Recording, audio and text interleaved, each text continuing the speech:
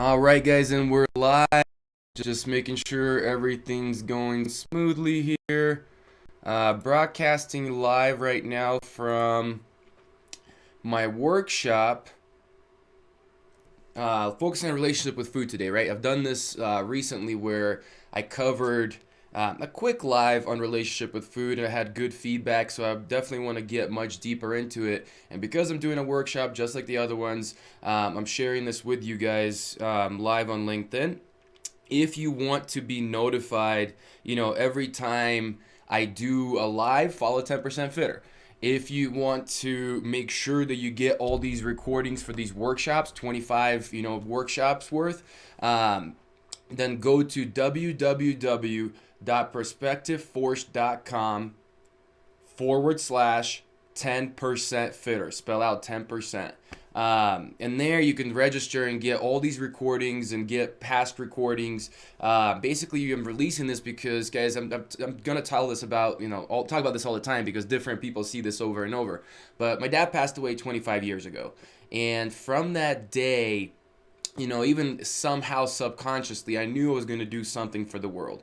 And it's been 25 years since this happened. And this year, my additional thing that I'm doing, right, I'm releasing a book, but this is something just to elevate world knowledge. So take this stuff and share it with your friends, share it with your peers.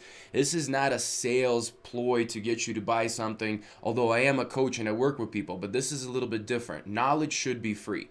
Perspective Force is a corporate coaching company that I work with, and we focus on organizations and making the human thrive more within organization and between their four walls.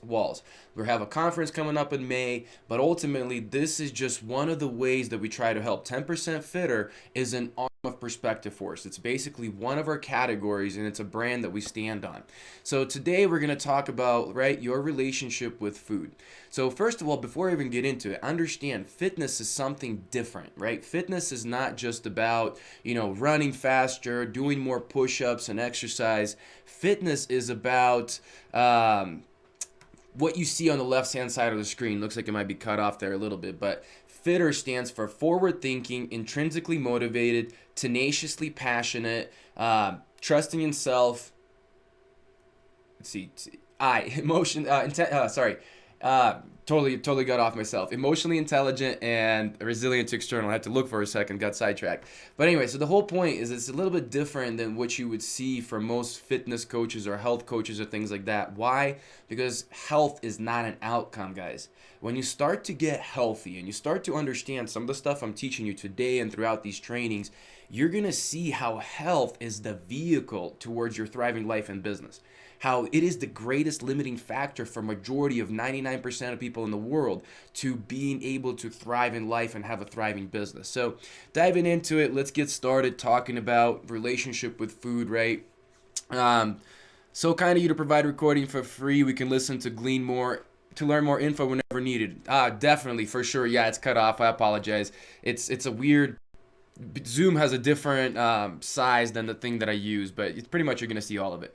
But anyway, so guys, how you do anything is how you do everything. Guys, I'm going to talk about this a few times today, but chances are if your relationship with food is broken, then your other relationships in your life are not going to be as good.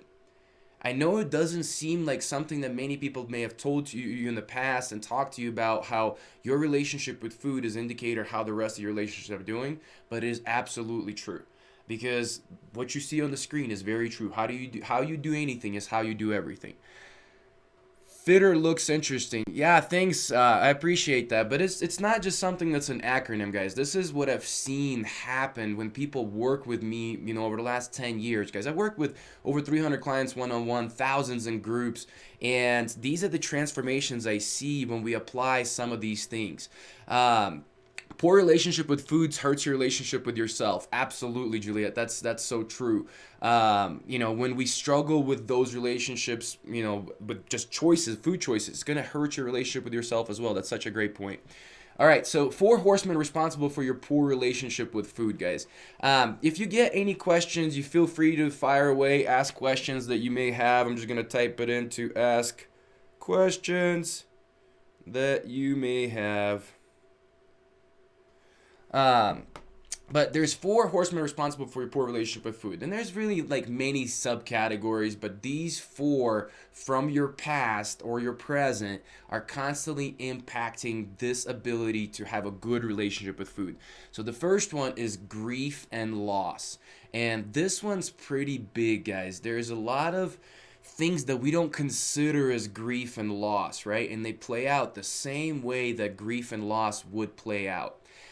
Basically, when you say you maybe lost a partner, maybe you lost a loved one, right? A lot of times we don't deal with it very well, right? And actually, my coach Juliet, she's my life coach.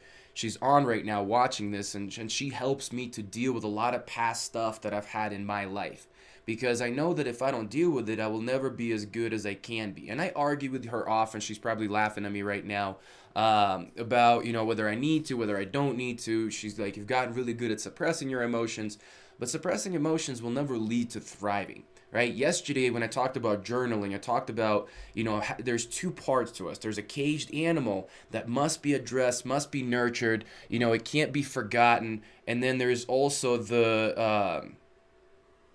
sorry guys, I'm just pulling this up so I can see your comments. There's also the kind of the powerful human. The powerful human is who we want to be all the time, but we can't forget about the caged animal that exists within us. It's something that is there. It's something that needs to be acknowledged. It's something that needs to be nurtured. So grief and loss, we need to make sure that we deal with it properly. Is there a right way? Is there a wrong way? No, but there needs to be a way. There needs to be your way. There's somebody says, oh, you can only grieve for 7 days because the Bible says so, right? No, I mean, if you need to grieve longer, grieve longer. If you feel broken because of grief, then it's okay. You're not broken. You just have grief. But the thing is, you have to face it, and you have to get help if you can't deal with it alone. Don't try to sit there and bottle up emotions and think that you going out to the world and sharing those emotions is gonna make you feel weak, or maybe because you've been grieving for years, right?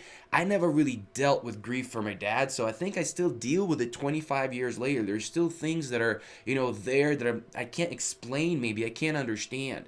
We got a comment here. Some children are told to eat to feel better. Comfort food, yeah, for sure. I'm gonna address those things in a second, no doubt. But grief and loss, and understand that. Loss, does it mean just loss of life, right? No. Loss of a job, loss of a relationship, loss of income, right? All these things can happen, and that can be seen as loss. So the next one that is a big problem is going to be life change, right? Any life change. You need to understand that positive and negative life change make our body stressed, make our body experience more than what it's used to.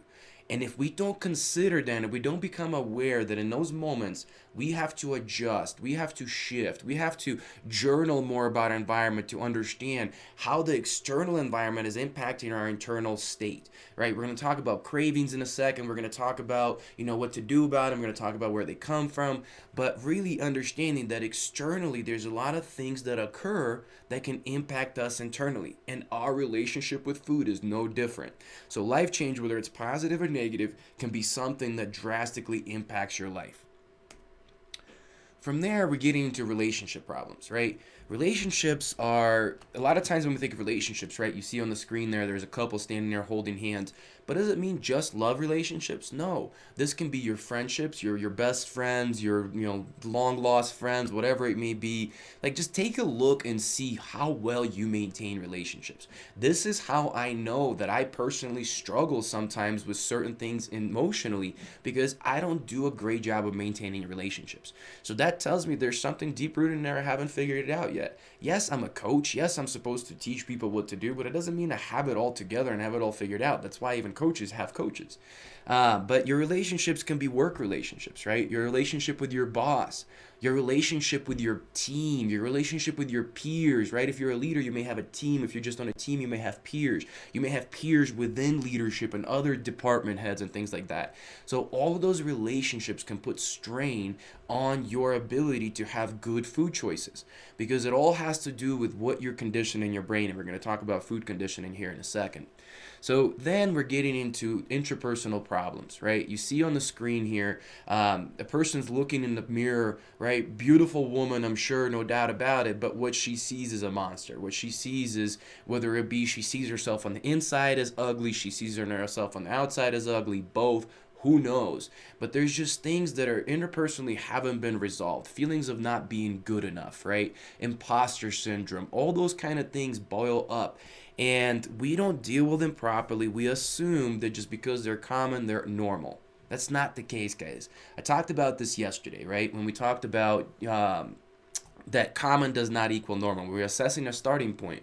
We need to pay attention to symptoms, and just because they've been going on for a long time doesn't mean that they are common, right? That's kind of what we're looking at there. I'm just seeing, it looks like my screen might be freezing up on LinkedIn Live. I apologize, guys. I'm trying my best to produce it on both ends, but I want to make sure that the webinar goes out and records properly, so if I have to stop LinkedIn Live, I will.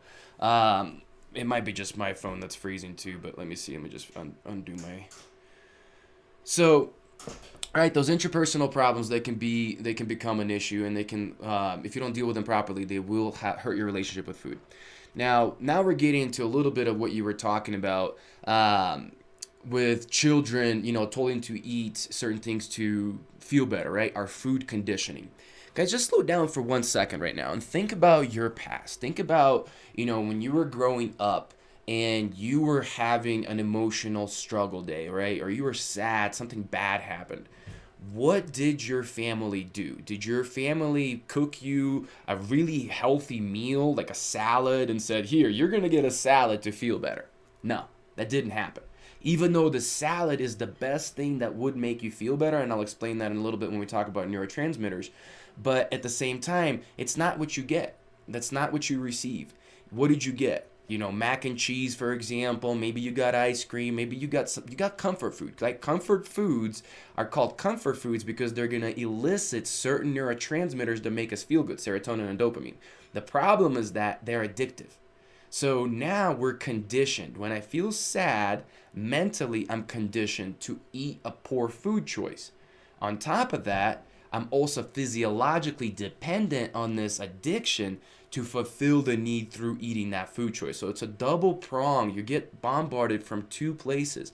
And this is why people beat themselves up so hard and they're going, oh, I'm weak, I'm this. And I'm like, you just don't understand what kind of forces are being applied on you right now. It's not just as simple as just going, oh, I'm going to choose the right thing and I'm not disciplined. Some people, you can't be disciplined with this. Guys, if you're just joining, looks like I'm seeing a bunch of people jumping on. We're going over relationship with food. I'm doing, same time, I'm doing a webinar as I'm broadcasting this LinkedIn Live, so I'm trying to kind of wear two hats right now. Keeping up, let me know if I suck. It's for free, so you don't really get to complain. But anyway, so what we're talking about is food conditioning, and we're talking about relationship with food, right? So when you're a kid, you were conditioned to do that. But at the same time, think about this. What about when you were happy? When you celebrated? Same thing. When the celebration came, graduation, birthday, you scored a goal, in a sport growing up. What did you get at that point? Did your parents give you a healthy salad saying, oh my God, you did so well, you earned a salad, right? So now, every time you're happy, what happens? Your body conditionally goes, I want this food because I associate this food with happiness.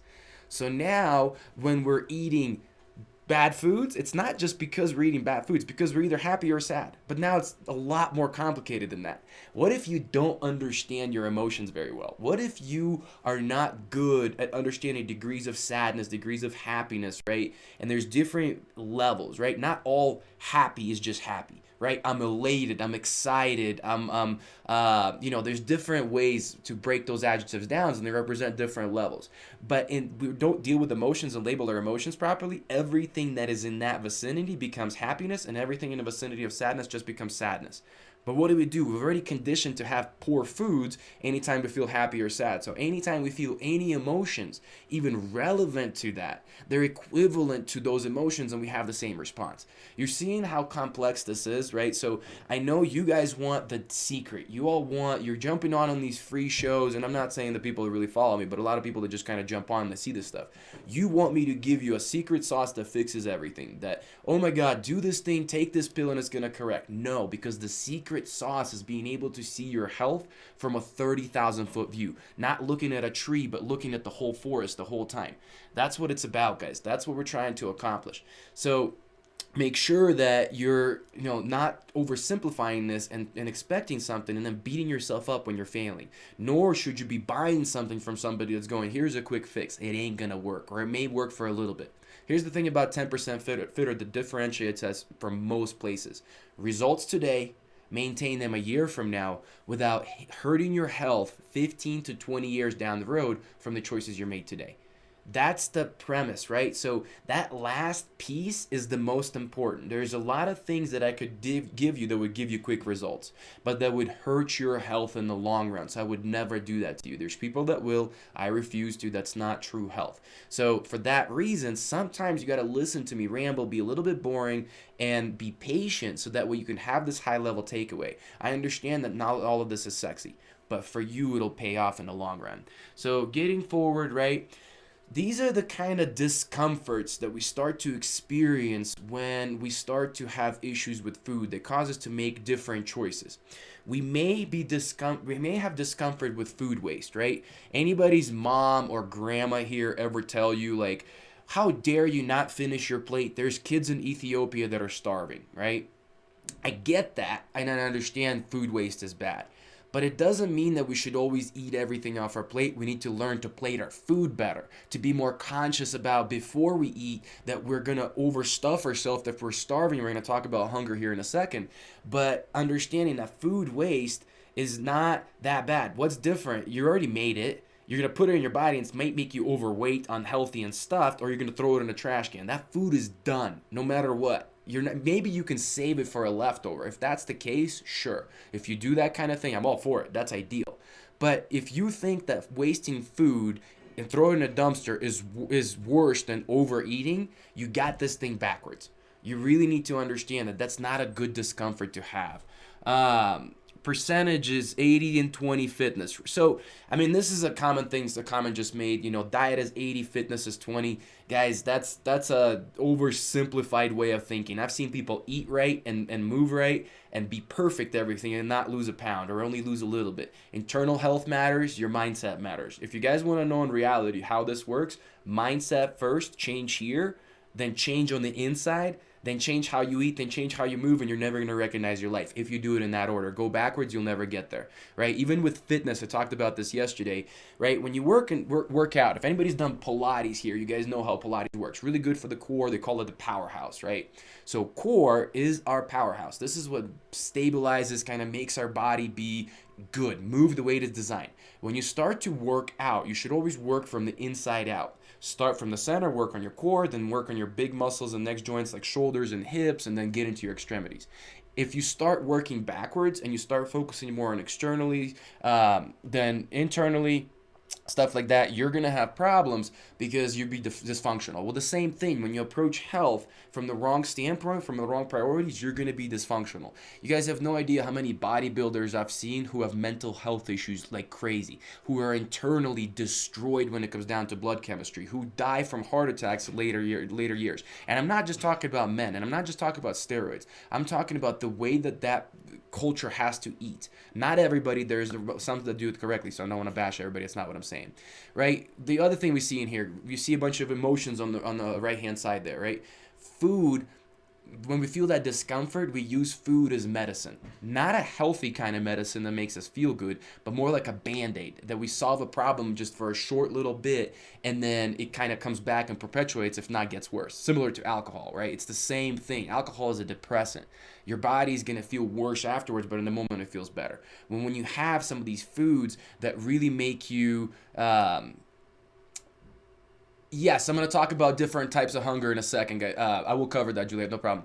But when you're trying to eat something like that, once again, those dopamine and serotonin, which I'll talk about in a second, will spike. They make us feel good. chemically on the inside. It interprets in a good state of being, but the problem is we wear that out. So the normal state of being requires a heightened sense of existence, right? Something better going on, more going on in order to elicit the same response. I know that's a little bit complex, but just understand, if you are relying on food to make yourself feel better, then the way you are without food over time will feel worse. That's really the bottom line, right? So then habitual eating, right? Just habits. When I'm at a tailgate, I'm eating a burger, right? That's conditioned into you habitually. There's many different habits that you have in your life, and they're hard to pinpoint because they're not necessarily uniform. They're not the same across the globe. We all make our own habits. Cultural habits exist. You need to pay attention to those and identify if they serve you. If those habits do not serve you, we talked about journaling yesterday, right? So if you remember about journaling, I'm just going to remind you, or 2 days ago we talked about journaling. You need to have a reflective journal, present state journal, and a future kind of desired outcome journal. Those journals should touch on your habits. They should see where they're formed. They should touch on origin of thought, and food is no different, right? Then we got your on the side here. Oh, I can't see behind my head, but ultimately it says food is a distraction. Right? When we don't want to deal with reality, when we don't want to deal with what is going on, when we're overwhelmed and we just want to throw our hands up and go, you know what? I just don't want to deal with it. We go and we pig out. And a lot of times binging and overeating occurs at that time, especially when we're just so overwhelmed. It creates a distraction. We get so fixated on the taste, on the flavor, on the context of what we're eating, that it takes us away from the pain that we're experiencing in everyday life, the stress, whatever it may be, the overwhelm, right? So understand, guys, there is a discomfort that you need to learn to deal with. Your homework assignment that I'll cover here at the end is to spend 10 minutes in discomfort, is to be able to sit there for 10 minutes and realize that discomfort is normal, and that you can survive it, and then you can make it through it, and then come out victorious, feeling empowered that you didn't give into it. And just trying it for 10 minutes. And if after 10 minutes you have to, then you have to. But at least you celebrate that for 10 minutes you made it, right? So I appreciate the compliment. Great knowledge. Guys, I've been doing this for a long time. So, like, this is what I'm saying. Share this stuff with your family. Share this stuff with your loved ones, co-workers. It exists on the website that'll be always available for people to come learn. These trainings will be there for free forever, or as long as I can stay in business and keep a roof over my head, I guess. But I'm not your average coach. I'm not new. I don't toot my own horn a lot, but I realize that especially on social media and online, you have to toot your own horn so people understand that you're not some newbie selling him something he doesn't know. Guys, I'm truly an expert in health and complete picture of health, and I understand it better than 1% of 1% do. But why am I doing this for free? Because the stuff that I work with my company Perspective Force is so much higher level than this, that I need my consumers to start to raise their average knowledge of health. Once you understand how it all connects, and you start seeing how your team can benefit from this, and you start seeing how business can thrive from this, because you start to see those connections within yourself, then you can come reach out for us. Or if you're struggling with accountability, knowledge should always be free. But if you can't implement this because you're having a hard time being accountable, you can't work through emotions. That's why I'm a healthy life coach. I'm not just a life coach. I'm not just a health coach. I marry them two together and I work on it together. But anyway, so moving on, talking about understanding hunger. That was a question that we just asked, right? To talk about hunger. What is, first of all, understand that our brain is like a heat-seeking missile for food. When we became developed, right, when we evolved, there was a food scarcity, right? So our brain became highly developed in sensing the need for food. Okay, yeah, I will. So we can see food, we can be attracted to that. We can smell food, we can be attracted to that, and we can chew food, and that also makes us want to have more of it, right? So understand those things, because marketing companies use that against you. And we're going to talk about some of these things that they do here in a second, but just know that your brain is always on the lookout for food. And the more your brain is deficient in certain things, the more it's going to want to look for food to supplement those things. But it's not always going to get them, right? I've seen this happen, like as an example, foods that are like highly processed. I was listening to this presentation from a doctor, and he says foods that are highly processed are very addictive for many reasons. But one of them is that some of them are like incomplete fats. They have incomplete fats, meaning that it doesn't have all the components that a fat should have. So because your body got a portion of it, now it asks more of that food, thinking that by getting more, it's going to get the complete fat to do with it what it should, but it never does. So it never appeases that craving, and it always continues to want more. Right? So from there, what we're going to talk about is what is the difference between hunger and difference between craving. Hopefully that addresses your question, Juliet. But on the left side, you're going to have hunger. So with hunger, it's general and non-specific. If you're truly hungry, a piece of bread, an avocado, a piece of bacon, a candy, a Snickers are all going to sound good, because we're trying to satisfy a physiological demand for fuel. Right? How that fuel comes in is really not specific to the body. We just need to get something in, right? Your empty, growling stomach, lightheadedness, and irritability. Those are the things you're going to associate with hunger.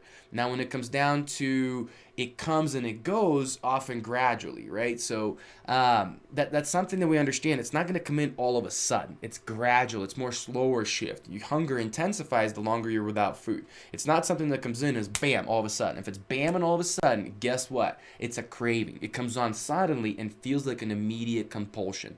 It's going to be few signs of physical hunger, right? So you're not feeling the growling stomach. You're not feeling an empty stomach. You're not feeling lightheaded, right? You just have just a strong urge, sometimes felt in the back of the throat, right? Something like craving something. Just people crave all over the place. And sometimes cravings are felt emotionally, right? We're going to talk about that in a second as well. But once again, a craving is very particular. Usually for a certain kind of food, right? It's either for a certain kind of food, a certain type of texture, right? You may want salty, you may want sweet, you may want crunchy, you may want soft, right? Like different things like that, or just a specific thing in your mind. I want a Snickers, I want cereal, right? Something very, very specific. So know that those are cravings. Cravings, you can live, what I'm saying is you can live through a craving. You can't live through hunger. I mean, for a little bit, sure, but ultimately your body needs fuel. But cravings, it's not a physiological thing in reality. It does show up physiologically from stress and other things, but ultimately, when we're talking about relationship with food, it's an emotional thing. That's where it ultimately comes from. So getting into, guys, if you're just joining live, we're just talking about all sorts of different things that have relationship with food, and talking about how to change our relationship with food by understanding first where these things come from and how it all impacts our body.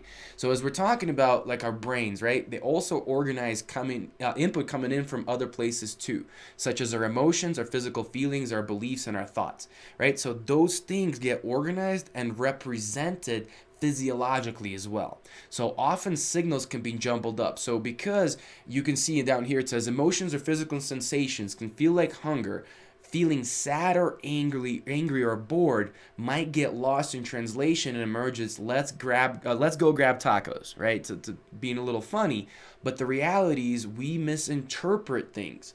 And we'll talk about this in a second. Actually, I'll talk about it right now. You have brain neurons in your gut. You have what's called an enteric nervous system. Enteric nervous system has been discovered fairly recently. We don't know that much about it compared to our central nervous system and some of those other areas, but it is vital, it's very important. But that's why, Juliet, we've talked about this, specifically to you, people will say, I have a gut feeling. You actually do have a gut feeling, because those neurons are communicating between the brain and the gut, and you're feeling something in the gut, but ultimately it's still a brain cognitive thing that's communicating and we reason through the gut. But some of that intuition can be felt in the gut, because we're intuitively are in the brain. Sorry, I'm misspeaking a little bit. Intuitively we're in the brain reasoning through intuition, but our gut is connected and we feel it there. So understand your signals, outside information gets processed. Your stress can impact your food choices, because then your body is getting into a fight or flight that it creates an emotional response, puts you into that conditioned state of where you've been as a kid or something happened in your life, and it triggers that craving, right? But there was just stress. Here's something crazy, guys. Stress is not just in your head.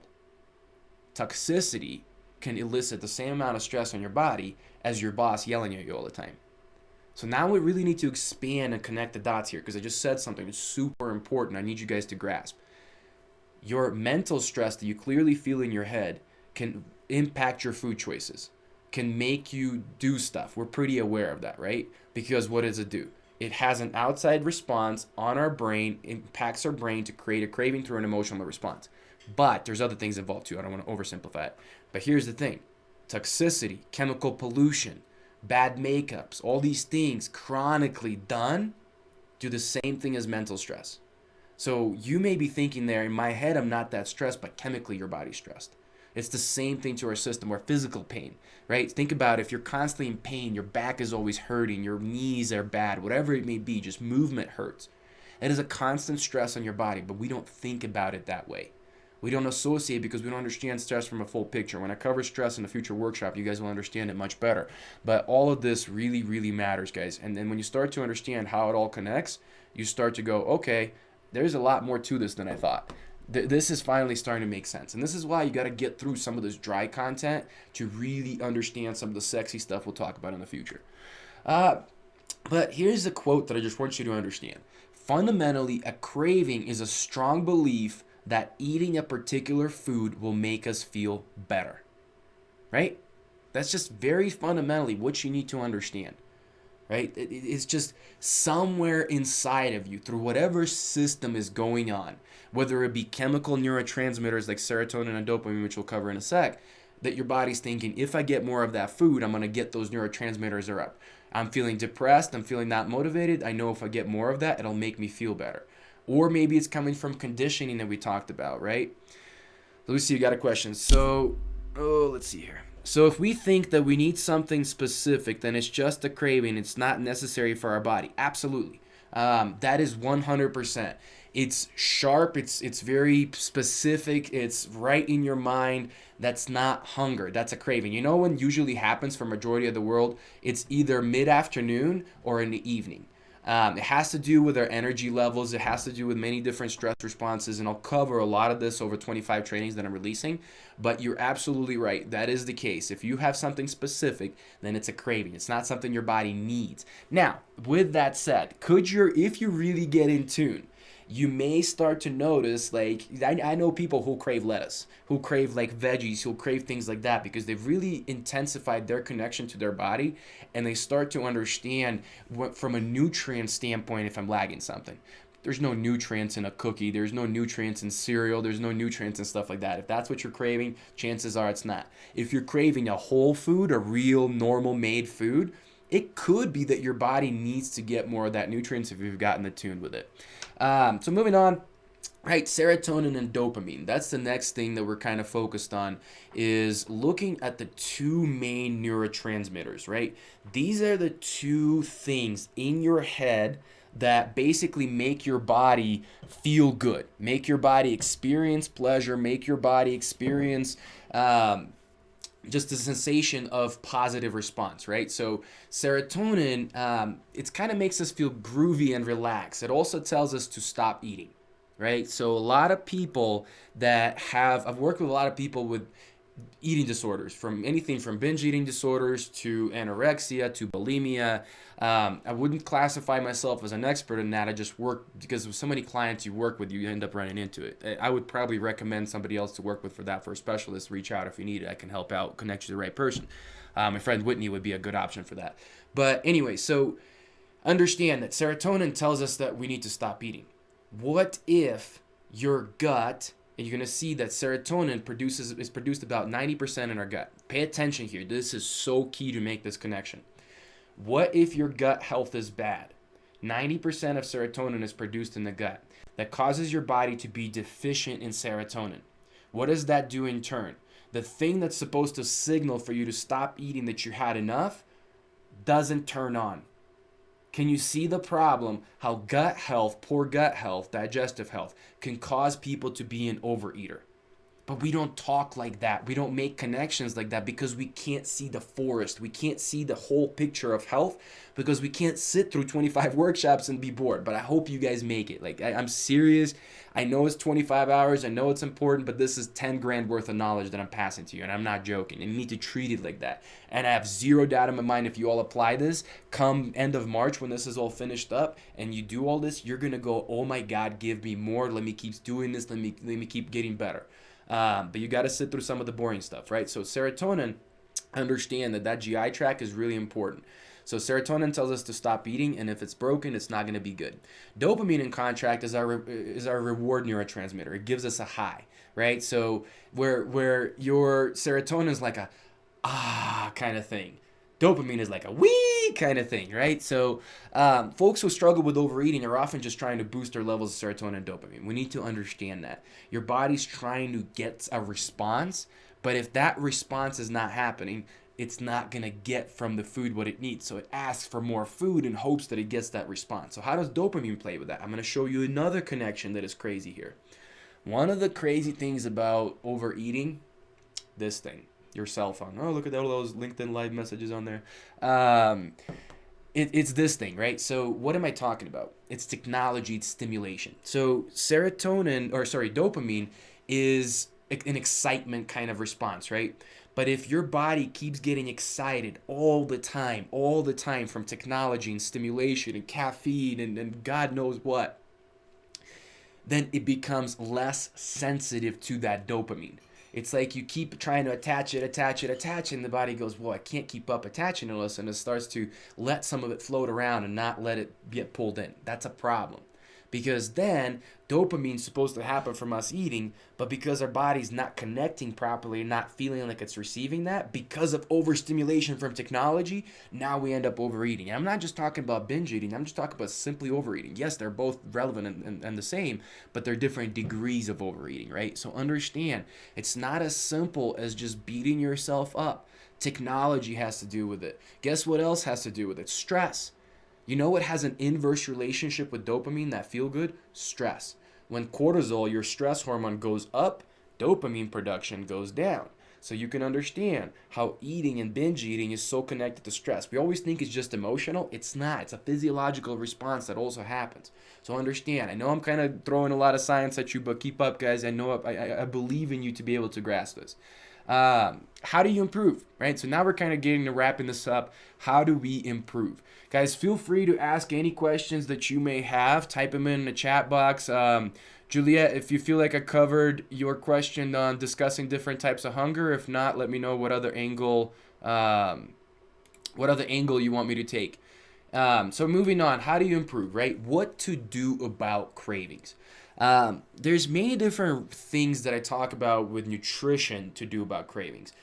There's going to be things like if you crave sugar all the time, right? If you have poor blood sugar regulation, you need to regulate your blood sugar better. And increasing protein intake, increasing fiber and fat with every meal will ensure that satieties improve, right? One of the things that we need to understand about overeating, I actually don't have slides on this, so I'll cover this real quick. You need to eat both for mechanical fullness and brain fullness. So what I mean mechanical fullness, right? What does that mean to be mechanically full? When our stomach feels like, okay, I've gotten food in there. There's a difference between fullness and stuffness, right? If you eat, you need to focus on eating till you're about 80% full and condition yourself to do that, because right now you're conditioned to be mechanically stuffed. And that's what the brain thinks is normal. That's what you think it requires to be full. It's not. That's overeating. You need to eat until you're 80% full and then let your body do the brain fullness piece next. So what I'm getting at is making sure that you're eating enough good, healthy fats. If you don't eat enough good, healthy fats, hormone called leptin gets sent to the brain when you do eat healthy fats to tell your brain that it's full. That's why it's tough to eat 2 avocados, but you can eat a loaf of bread of peanut butter and jelly sandwiches with some milk, probably no problem, right? Or at least a lot more than what you would eat in quantity of 2 avocados. Because there's not really fat and protein in there. So the brain keeps eating until it's mechanically stuffed, but it's never becoming brain full. But if we get good healthy fats with it, then we get more brainful. Another thing is, right, why not have a glass of water if you struggle with mechanical fullness, right? Meaning that you always want to get stuffed and that's what makes you feel satisfied, right? Then what if you had a glass of water before you ate? So that mechanical fullness will be achieved more through the liquid in there versus the foods that you're eating, right? Eating more whole foods, creating more chewing sensation, creates more satiety, right? Because actually chewing, like we talked about, brain searching for food, when it chews, it knows it's getting food. So it creates satiety. These processed foods that you eat all the time, they don't require a lot of chewing. Think about the amount of calories you consume when you eat processed foods with how few bites. Now try to do that with real food. It won't happen. One of the biggest things that I say for binge eaters, like I don't like throwing a ton of things at you. I'm just giving you options right now. But I would say if you struggle with binge eating, then simply implement this strategy first. Just stop eating at 80, or sorry, eat slowly first. Eat slowly first, then 80%. But first is eat slowly first. Even if you binge, allow yourself to binge in what you binge, but force yourself to only binge slowly. So what do, right? So maybe you're eating, you set down your utensils in between every bite. You take a sip of water in between every bite. You take a couple breaths in between every bite. Whatever it is, focus on slowing your body down. Naturally, I promise you're going to binge less. You're going to become more aware. You're going to get more control. And with time, you'll be able to switch into 80% full and some of these other things. Looks like we got a question here. Between control and food. Can you elaborate on that? What do you mean relationship between control and food? Let me know what are you saying with that? Yeah, savoring food. Absolutely. Yeah, what I describe is savoring food. You want to savor your food, experience your food fully. That'll help you to be better with it and experience it, right? So slow your brain down, make your body understand what it's doing. But anyway, so here's some other things. Ultimately, awareness, right? That's one of the biggest things that you need to do. You need to become aware. Guys, you don't need a coach for this. I promise you that if you just consistently started to journal about your food choices, journaling ahead of time, trying to plan what you want to eat, then journaling in the present, what you're actually feeling, experiencing, what are the situations that occur that day that are making you eat what you eat, or maybe not even realizing it's making you what you eat, just recording, right? In the past reflection, how did you do with your plan that you planned and your actual experience that was created? Right? What was the difference? How can you explain that difference because of circumstance? And I'm telling you, you're going to get so much data from this that you don't have to be a financial analyst to look at it and see, okay, here's the patterns. When X happens, I tend to make A choices. When Y happens, I tend to make B choices. So all I have to do is just avoid X or be mentally prepared that that's going to happen. And with time, you're going to get better. It's really not that hard. It just requires consistency. When we're told what to do, we look for ways to control our inputs. I'm not sure if you're getting with like excuses. You got to elaborate on that one. It seems like you're making a statement more than a question. Try to elaborate more because I'm not necessarily picking up what you're putting down. I apologize. All right, so do a body scan. Right, that's the first thing that I want you to do when you're experiencing, right, something that's off, something that you feel like you're having a craving, you're feeling like you're about to have a poor food choice. I just want you to slow down before you make the decision and make that quick body scan. So when you feel a craving, ask yourself, what do I expect this food to do for me? Right? We're creating that awareness piece that I'm talking about right now. What do I expect this food to do for me? How am I expecting it will change my feelings? Right? What is that I'm thinking? Because you are subconsciously doing this. Whether it's coming to the realization your conscious mind or not is a different story. But slow down and try to explain that. And then trace it into the origin of your behavior. To where did this come in? Was it your parents, your grandma, your whoever in your life? Put this in your head that this conditioning exists and this is what's going to make you feel better. What story am I telling myself about this craving? This is something that's important, guys. You have to learn to understand your stories. That's the number one thing that I try to do as a coach. I don't care what I'm coaching. I don't care if it's business, leadership, health, life. I don't care. I first need the person to understand 3 stories. What is the story you tell yourself about yourself in that moment? What is the story you're telling your others are saying about you in that morning, but you're still telling it to yourself? And what is the story you're telling yourself about others? Right? So kind of that internal look, external look, and external to internal look, right? So when you start to capture those stories, when you start to really be honest with yourself and understand it, guys, I can't explain to you how powerful we become, but we make excuses. We can't face those stories in reality. We put up walls. We wear masks to our own beings.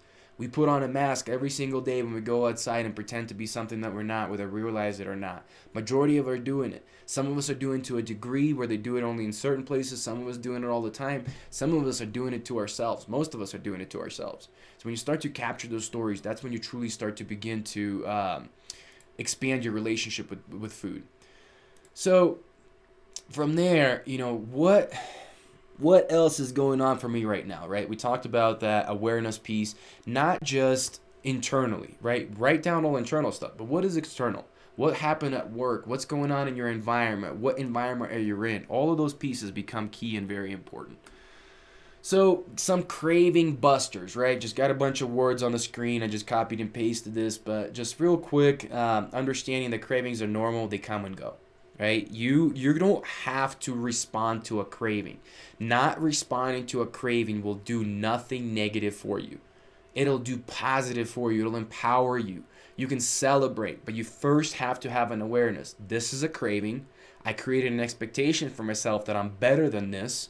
I'm not going to succumb to this, or I'm going to partially allow myself to do it, whatever it may be. Make that clear thought ahead of time. Then execute that thought, even if it's just to do a little bit of the craving, and then move on. And then celebrate that you stuck to what you did.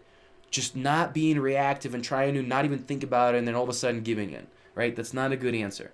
If the craving is minor, ignore it, right? If the craving is moderate, distract yourself. Go for a walk. Sometimes just drinking water, a glass of water can help. Sometimes hunger or cravings are something that comes from thirst. We're just thirsty and our body thinks that that's what we need. If the craving is moderate, distract yourself, right? Like I said, and if the craving is overwhelming, have a small portion of what you're craving in a safe environment like a restaurant, right? When you go to a restaurant, you're not going to keep ordering. It's expensive. It'd be weird to order 2 desserts. And you get a small amount. But if you bought a tub of ice cream, you may eat a lot more than what that restaurant portion would be. So I'd rather you spend a little bit more, go to the restaurant, have a little bit, less, and be a lot healthier in the process. Hopefully this is coming through all right on LinkedIn Live. Mine keeps freezing, so hopefully this is coming through, guys. I need a faster computer. Eventually I'll save for one, but for now I can't. Not in the cards. But keep a craving diary, right? We already talked about this, just reiterating, journaling your cravings, seeing what happened before, seeing what happened during, and most importantly, how you felt after. We need to create a negative association with that craving. I appeased that craving. I thought it was going to make me feel better, but in reality, I feel guilt, I feel remorse, I feel negativity that puts me into a bad state. So it didn't actually do what my mind thought it would, what my mind tried to trick me to tell me it would. Substitute things that give you the same feeling, right? So substituting, want chips, get some crunchy things like crunchy vegetables, celery, things like that. But if you're having constant, powerful cravings, and I'm talking about you've implemented some of these things, you've done all the right behaviors, you've journaled, and you've been doing this for a couple months now, and things are just not moving. You're still craving and giving in. Still not your fault. It's a physiological thing. You could have a hormonal imbalance. You could have a neurotransmitter profile problem. And that's where we need to sit down. We need to do some deep tests. I'm going to cover in future episodes some in-depth tests and different things you can do to correct it. But understand that if it's been going on for a long time and you've implemented some things and it hasn't changed, then there could be some much deeper rooted problems. Yeah, that's a good one. Thank you for reminding me. Can you address peer pressure with eating desserts and parties? What I forgot actually on the previous slide, when I talked about this slide, I actually forgot to mention social consequences, right? When we talked about discomfort, this is a good tie-in into the homework. The homework assignment is going to be living in discomfort, but one of the biggest discomforts that people experience is peer pressure. People feel like, I've worked with a lot of A-type personalities, a lot of executives, Fortune 500 folks and things like that, and they feel there is a power dinner, right? Steak, my beer, my whatever it may be, those kind of things. And sometimes that's one side, right? Is those kind of, I don't fit in, so I need to eat how they eat. That's guy's an insecurity. I mean, ultimately, that's an insecurity, and I know that's a tough thing to say, but if you show strength in having a salad while everybody else is eating McDonald's, you're not considered weak. Or if they're having steak and all those things with full of butter and a bunch of stuff, not that butter and steak is bad, I'm just using an example. We're talking about just overdoing things, right? You got the mashed potatoes with a bunch of cheese and crap on there and all sorts of bad things, right? And the alcohol. If you think that you are the person that's only having one drink while everybody else is having 10, if you think that you're the person that's, avoiding bad food choice while everybody is making them, you're the weak one, that's wrong way of thinking.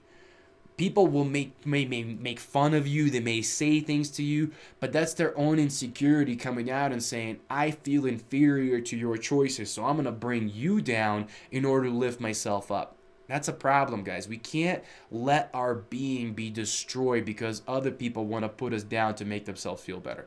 That just doesn't work. We feel the need to fit in, but it isn't healthy for our self-esteem. Absolutely. That's so true. Good point. The other point of it, though, there's something else to consider. It's not just about not wanting to be made fun of or not wanting to feeling like we don't fit in. The other side is sometimes people will eat just as bad as everybody else, not to make those people feel bad about themselves. Yep. I'll sacrifice my own health, my own well-being, so that way I don't stand out and make other people feel bad. That's also a bad way of thinking. Be the person that sets the bar. It's not about them feeling bad. It's about you setting the bar and going, you know what? Here's the reality. Here's what is healthy, and I'm going to show you how it's done. And I'm going to, not pridefully, not boastfully, but just simply quietly through example and consistency, and pull those people with you. Don't tell them do this, do that. Just do the right thing. Show them how it makes you feel amazing. Show how it makes you look great. Show them how it makes you experience life at a much higher state, in a much more positive state. And then they'll connect the dots and they'll see that what you're doing with your food choices is going to be part of that. Food allergies and feeling uncomfortable with others. I mean, similar concept, right? Like, if you have an allergy, if you have a sensitivity, just don't eat it. Like, don't do the things that are damaging to your body. Don't do the things that are going to be hurting your body. I don't care what anything is around you is going on. Chances are people think about you about 1/100th of a time that you think people think about you, right? Think about this. When you're out and about, how fixated are you about yourself, your appearance, your choices, your language, your posture, your so many different things around you about yourself that you're focused on? Yes, you may consider other people briefly, but what's most of the time your thoughts are fixated on internally? What makes you think other people are different? We're so fixated on everybody else thinks that we forget that most people are not thinking about us as much as they do.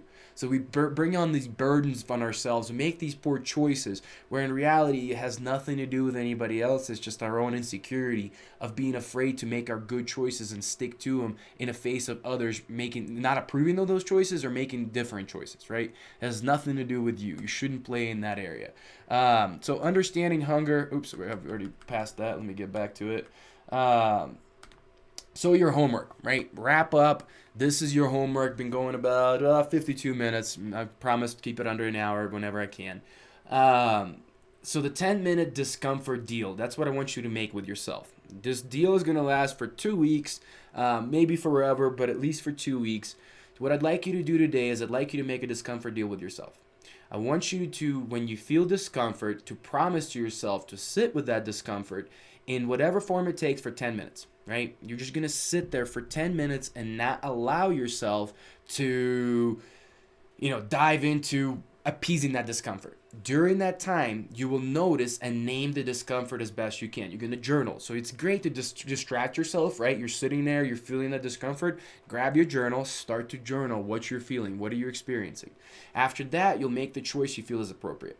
Right? So it doesn't matter if you give into that discomfort after 10 minutes, like I told you. With that binge eating, great. Maybe we just postpone it for 10 minutes, and then you're going to eat very slowly. So you'll give yourself as much as you want to, as much as your brain is craving, but you're going to eat very slowly. And then you're going to celebrate the crap out of it. You're going to pat yourself on the back. You're going to give yourself a good warm hug and say you did a good job, not because you were perfect, but because you were better.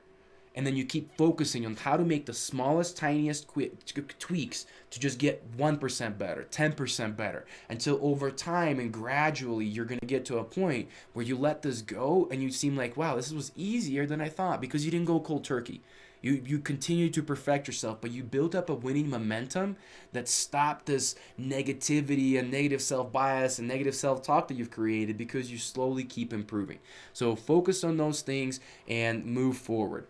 So really, guys, that's all I have for you today. Tomorrow we're gonna same time, same place.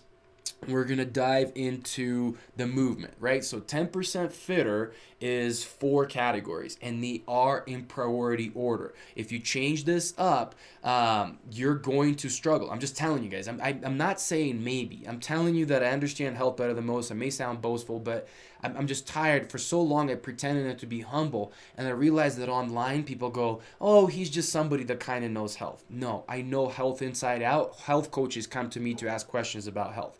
Why am I telling you this? Because you need to do what I'm telling you so your life can change.